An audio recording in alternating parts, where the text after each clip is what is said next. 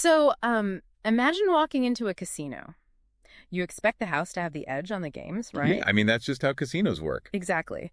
But, like, what if the bouncer demanded $20 just so you could look at the blackjack table? Oh, you'd probably turn around and walk right back out. You totally would. But in the digital gig economy, millions of people are paying that exact kind of cover charge just to look for work. It's crazy to think about. It really is.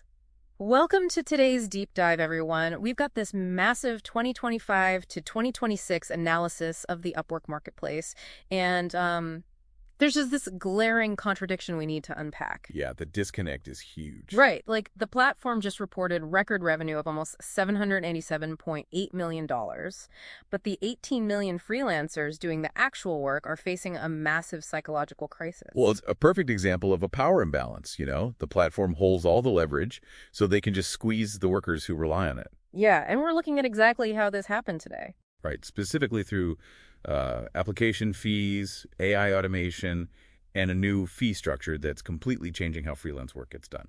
So if we follow the money on that $787 million in revenue, it's not just coming from taking a cut of completed projects anymore. No, not at all. It's heavily tied to Upwork's virtual currency, which they call connects.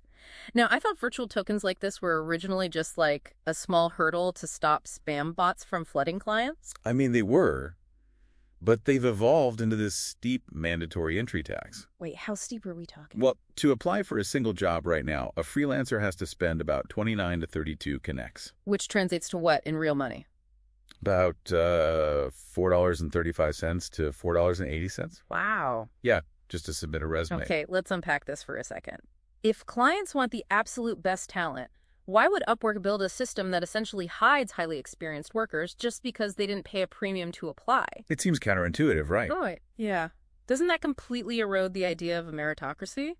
And hurt the client's experience too? You would think so. But Upwork introduced this feature called boosted proposals. Oh boy. Yeah, it basically forces freelancers into a bidding war. If you want your application to actually be seen in the top 4 slots on a client's dashboard, you have to spend anywhere from 50 to over 150 connects. So that's like what? It's $7.50 to upwards of $22.50 per job. That is insane. The whole algorithm shifted. It went from prioritizing your success rate or your portfolio to prioritizing whoever has the deepest pockets. It's literally like a pay-to-play arcade game where your actual skill doesn't matter at all if you run out of tokens. Exactly. And to make it worse, you might be dropping tokens into a broken machine. The data here shows that up to 20 to 38% of the job postings on these platforms are ghost jobs or outright scams. Right, like those fake AI training gigs. The ones where they try to steal an onboarding fee. Yeah, exactly. But here is the critical mechanism, and this is wild. If a job simply expires without anyone getting hired, which I'm guessing happens constantly with ghost jobs. Constantly. If it expires without a hire, Upwork still keeps the connects fees. Wait, really? They keep the money even if the job wasn't real? Yep. That is wild. They are literally monetizing the failure to match people with work. And then there's the AI factor, making the actual matches even worse. Oh, right. The AI slop feedback loop. Exactly. The data shows 75% of clients are using Upwork's AI assistant, Uma, to generate these super generic job descriptions. Okay, and then on the other side? On the other side, up to 60 to 70% of freelancers are using AI to auto-generate their proposals. So we're basically just watching 2 AI language models talk to each other. Yeah, while the platform pockets the application fees, it creates this feedback loop of pure slop. Clients get overwhelmed by hundreds of robotic pitches, so they just abandon the job post. Yeah, and the freelancers feel ignored, but they still lose their money. Exactly. It creates massive mutual distrust. Okay, but let's say a freelancer actually wins a real job. Do they finally catch a break on the back end? Hardly. In 2025, Upwork rolled out a variable fee structure. Which means what, exactly? Well, if you work in an oversaturated market, which is, most of them, you pay a flat 15% commission. Ouch. Right.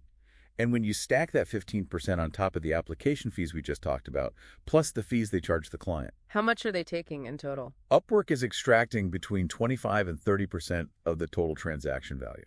It's just a massive toll booth. It really is. And I guess that explains this great exodus the data points to. Facing all these upfront costs and an AI-polluted job board, high-earning experts are just fleeing the platform. Yeah, they're migrating to zero-commission platforms like Jobbers.io or Contra so they can actually keep their earnings. It's a fascinating irony, really. By aggressively pushing for this 29% profit margin, Upwork is actively driving away the exact top-tier talent their big enterprise clients want to hire. Exactly. They've essentially turned their marketplace into an expensive lead generation tool instead of, a place where professionals want to build their careers. Which brings us to why this matters to you listening right now. Whether you are a business looking to hire or a professional selling your skills, the digital knowledge economy is fracturing. The days of relying on one massive, centralized marketplace for quality are pretty much over. Yeah, you have to understand where the real human talent is migrating, because the one-stop shop model is failing. Right, because it stopped focusing on the actual work. It really takes us back to that casino entrance. If the house realizes they can make more money selling you tickets just to stand in the building than they do from successfully matching humans for actual work. The game is fundamentally broken. It is. Which leaves you with a final question to ponder today.